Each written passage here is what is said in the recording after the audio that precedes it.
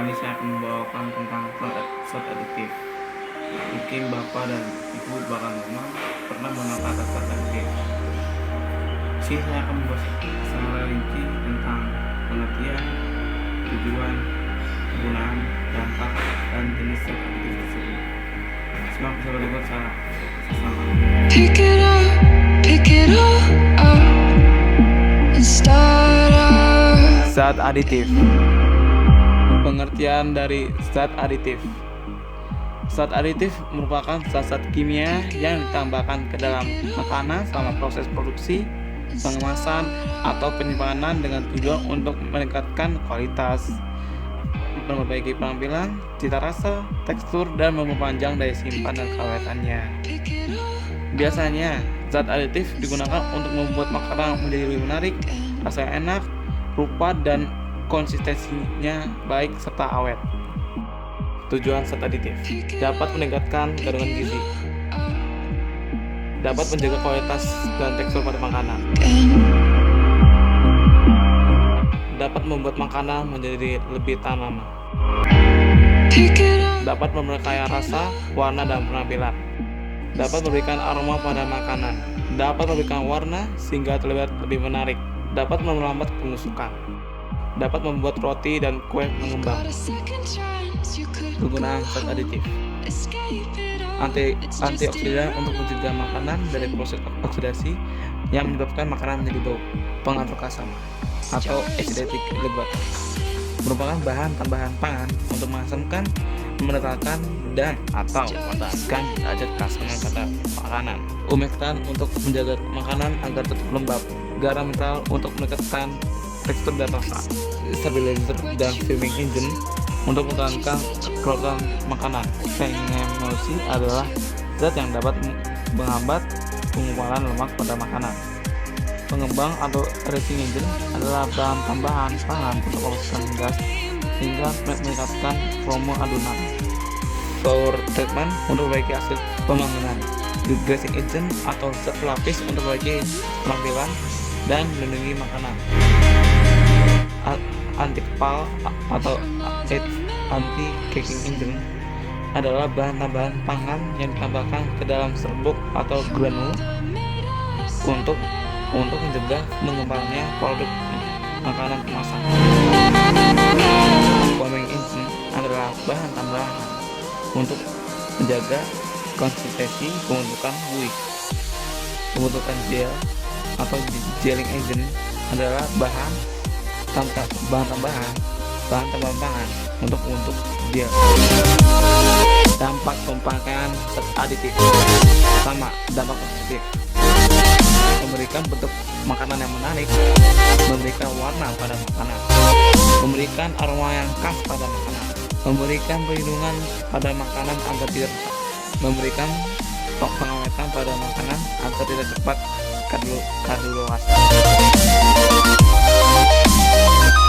Kedua, dampak negatif: dapat menyebabkan sebuah penyakit bila dikonsumsi secara berlebihan, dapat mengganggu fungsi organ pencernaan dalam tubuh, dapat merusak organ hati, ginjal, otak, dan lambung, dapat menyebabkan penyakit kanker bila pemakaiannya salah, dapat menyebabkan kecanduan atau ketergantungan, dapat mengakibatkan mual, muntah, tidak nafsu makan, diare, dan perlukaan pada kulit, dapat mengaruhi kemampuan sel darah membawa oksigen ke berbagai organ tubuh, sulit bernafas, sakit kepala, anemia, radang ginjal, dan muntah-muntah, dapat menyebabkan migrain, kelelahan, kesulitan dan kesulitan tidur, dapat menyebabkan kerusakan kromosom, dapat menyebabkan infeksi dan kanker kandung kemih. Berikut adalah jenis-jenis zat aditif antara lain yakni: 1. Pewarna makanan. Pemberian pewarna di makanan memiliki tujuan hanya untuk meningkatkan tampilan pada makanan supaya lebih menarik perhatian. Ada pewarna alami dan buatan. Ada pewarna alami seperti daun suji dan daun pandan, kunyit, warna telang, gula kelapa, cabai dan bunga. Kedua, pemanis makanan. Gula merah dan gula putih seringkali dipakai sebagai pemanis alami. Namun, bagi pasien yang terkena kencing manis atau diabetes serta obesitas, dilarang menggunakan pemanis ini sebab kadar gulanya akan meningkat dan menambah berat badan. Untuk itu, disediakanlah pemanis sintetis dengan rendah kalori, misalnya sakarin, skarmat, aspartem, sorbitol, dan meltam. Ketiga, pengawet makanan. Pengawet alami yang dipakai sejak zaman dahulu ialah gula dan garam.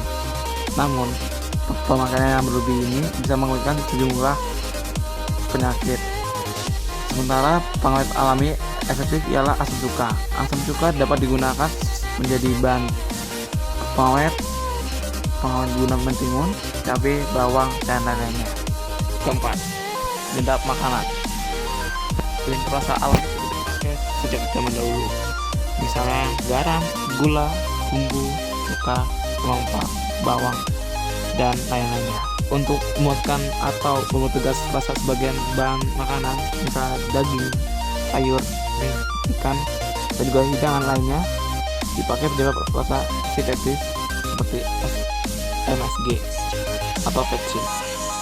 Pemakaian MSG yang berlebihan dapat menyebabkan sesak nafas, pusing, sakit dada, dan mudah letih.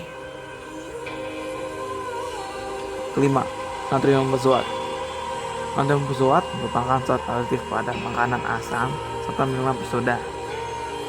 FDA, Badan Keamanan Obat dan Pangan milik Amerika Serikat, telah menyatakan natrium benzoat aman untuk dikonsumsi. Meski begitu, beberapa penelitian menunjukkan kombinasi natrium benzoat dengan pewarna makanan dapat meningkatkan kecenderungan hiperaktivitas pada anak-anak. Selain itu, natrium benzoat yang dikombinasikan dengan vitamin C juga dapat berubah menjadi bezana atau bezena, zat yang dapat meningkatkan risiko kanker. Demikianlah penjelasan saya tentang zat aditif.